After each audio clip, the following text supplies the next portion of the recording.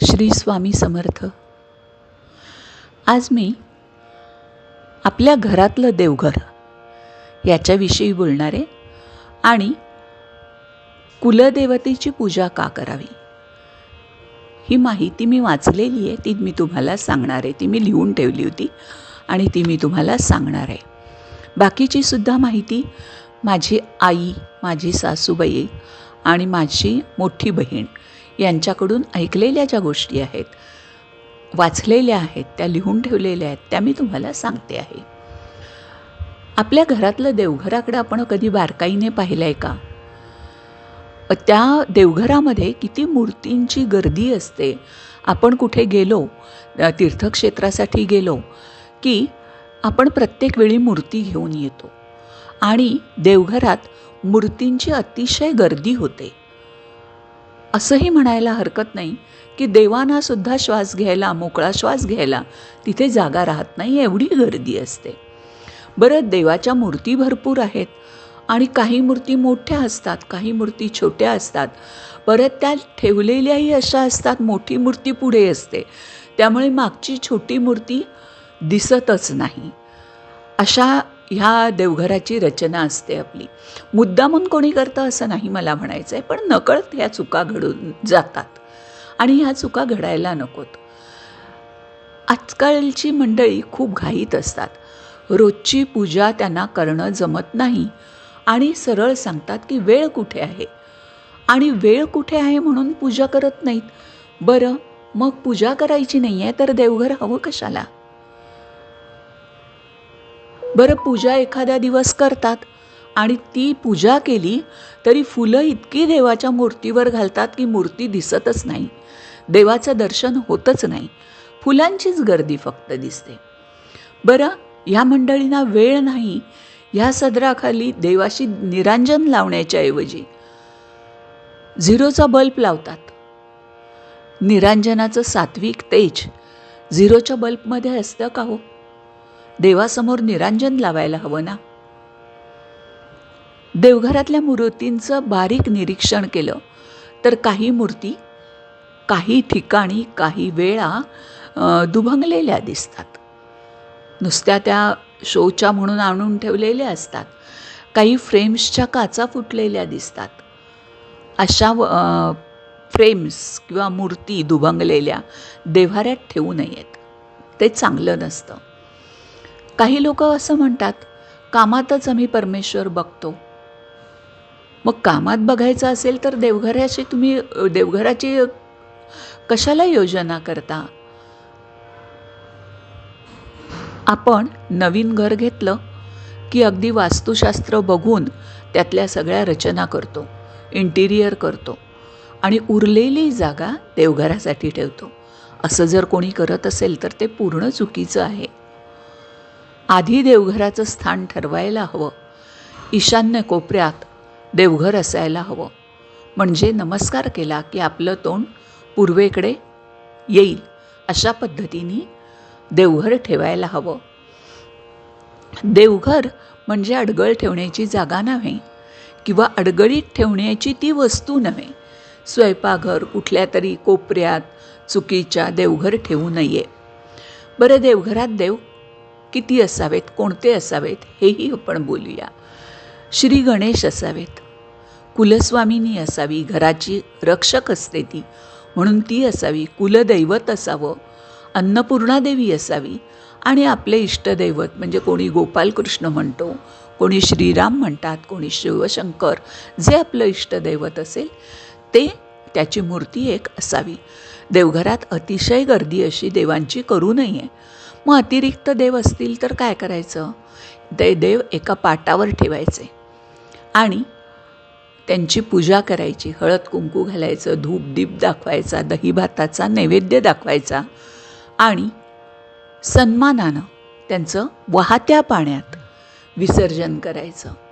हे विसर्जन करत असताना वाहतं पाणी हा शब्द खूप महत्त्वाचा आहे. कुठल्या तरी नाल्यात विसर्जन करू नये. आणि असं विसर्जन करत असताना एक गोष्ट लक्षात घ्यावी की ह्या देवांच्या प्राणप्रतिष्ठा केलेल्या शक्यतो नसाव्यात, अशांचंच विसर्जन करावं. एक तरुण पिढीना सांगायचं आहे मला की सगळी तरुण पिढी आजकाल बहुसंख्येने सोशल मीडियाचा वापर करते. अगदी दिवसातला 3-4 तास सोशल मीडिया. त्यातलीच 10-15 मिनटं काढून एकदा देवघरासमोर बसून तर बघा आणि मला नक्की कळवा. अनुभव अतिशय प्रसन्न वाटेल.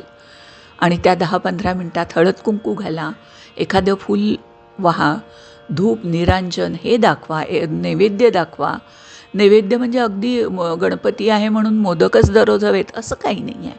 एखादं फळ किंवा ड्रायफ्रूट तर हल्ली सगळ्यांकडे असतात, किंवा गूळ ठेवावा, साखर, किंवा आपण जो जेवतो त्यातलाच भाग थोडा थोडा असं नैवेद्याला ठेवलं दररोजच्या तरी चालतं. हे करून बघा. आणि काही घरात असं म्हटलं जातं आजी आजोबा आहेत ना करतील देवपूजा. असंही नाही. देवपूजा हे आत्मिक समाधान देणारं गोष्ट आहे. आणि देवघर हे त्याच्याकडे बघितलं, नमस्कार केला की मनाला शांती मिळते. त्यामुळे फक्त वृद्धांची ही जबाबदारी नाही, तर सर्वांनी देवाची भक्ती अशा पद्धतीने करायला हवी. देवपूजा कशी करायची ह्याचा पण मी एक व्हिडिओ या चॅनलवर लोड केलेला आहे. तो पण सगळ्यांनी नक्की बघा. कारण देव आहेत, देव होते आणि देव राहणारच. आता दुसरा मुद्दा कुलस्वामिनीचा. कुलस्वामिनीची पूजा का करावी, कुलदेवीची पूजा का करावी? तर हिंदू कुटुंबात परंपरेमध्ये कुलदेवता किंवा कुलदेवी सदैव महत्त्वाचे स्थान यांना राहिलेले आहे. प्रत्येक हिंदू कुटुंबाचा संबंध कोणत्या ना कोणत्या ऋषी परंपरेशी असल्याचे मानले जाते आणि त्यावरून त्यांचं गोत्र निश्चित होतं. म्हणजे काश्यप ऋषींच्या संबंधात असली कुटुंब की त्यांचं गोत्र पण काश्यप असं त्या ऋषींशी संबंधित. पुढे कर्मानुसार विविध वर्णांमध्ये विभागणी झाली आणि विशिष्ट प्रकारची कामे आणि परंपरा रूढ होत गेल्या. आपल्या पूर्वजांच्या काळातील कुटुंबातील ज्येष्ठांनी आपल्या कुळासाठी योग्य अशा कुलदेवतेची किंवा कुलदेवीची निवड करून तिची उपासना सुरू केली अशी परंपरा मानली जाते. यामागील भावना अशी होती की एखादी आध्यात्मिक किंवा दैवी शक्ती आपल्या कुळाचे रक्षण करीत राहावी. नकारात्मक शक्ती, अडथळे आणि संकटापासून कुटुंबाचे रक्षण व्हावे यासाठी कुलदेवीची पूजा आपले पूर्वज करत होते. आणि सगळ्यांच्या मनात ही भावना होती की आपल्या कुळानं पुढे जाऊन प्रगती करावी. कुलदेवतेची उपासना का महत्त्वाची मानली जाते ते ऐकूया. काळाच्या ओघात कुटुंबांचे वेगवेगळ्या ठिकाणी स्थलांतर होणे, धर्मपरिवर्तन, आक्रमकांच्या भीतीमुळे विस्थापन, कुलपरंपरेची माहिती असलेल्या व्यक्तीचे अकाली निधन, संस्कारांचा बदल आणि त्यामागील कारण समजून न घेणे अशा अनेक कारणांमुळे अनेक कुटुंबे आपल्या कुलदेवता किंवा कुलदेवीला विसरून गेली आहेत. अनेक कुटुंबांना आज आपल्या कुलदेवतेचं नाव माहीत नाही. त्या देवतेचं स्थान कुठे आहे, तिची पूजा कोणत्या पद्धतीने केली जाते याची सुद्धा माहिती नाही.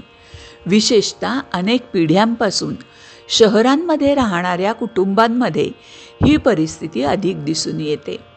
काही लोक स्वतःला आधुनिक समजून किंवा प्रत्येक गोष्टीकडे केवळ वैज्ञानिक दृष्टिकोनातून पाहण्याच्या आग्रहामुळे या पारंपरिक उपासनेकडे दुर्लक्ष करतात.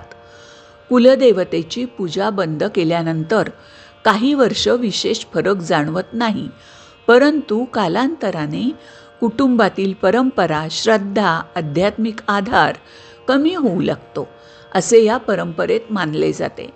त्यानंतर कुटुंबात अपघात, नकारात्मक वातावरण, अडथळे, प्रगतीमध्ये खंड, अपेक्षित यश न मिळणे, संस्कारांचा ऱ्हास, नैतिक अधपतन, कलह, अशांतता आणि विविध प्रकारच्या समस्या निर्माण होऊ शकतात अशी धार्मिक धारणा आहे.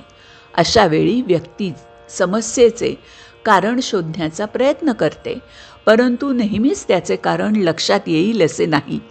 कुलदेवता म्हणजे कुटुंबाचे आध्यात्मिक संरक्षण.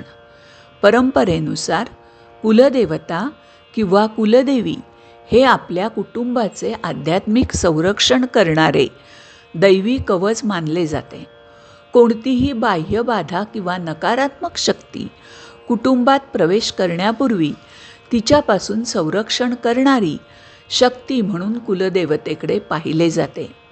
कुलदेवता कुटुंबातील संस्कार, नैतिक आचरण आणि धार्मिक परंपरा यांच्याशी जोडलेली असते अशी श्रद्धा आहे. तसेच आपल्या इष्टदेवतेला केलेली उपासना योग्य प्रकारे पोहोचवणाऱ्या आध्यात्मिक दुव्याचे कार्य कुलदेवता करते असेही मानले जाते.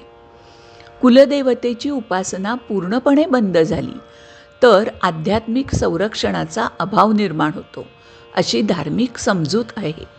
यामुळे बाह्य अडथळे किंवा नकारात्मक शक्तींचा प्रभाव वाढू शकतो असे या परंपरेत सांगितले जाते. कधीकधी व्यक्ती किंवा कुटुंबाकडून केली जाणारी इष्टदेवतेची उपासना योग्य फल देत नाही असे मानले जाते. यामागे कुलदेवतेची उपासना न होणे किंवा कुटुंबाच्या परंपरेपासून दुरावणे हे एक कारण मानले जाते.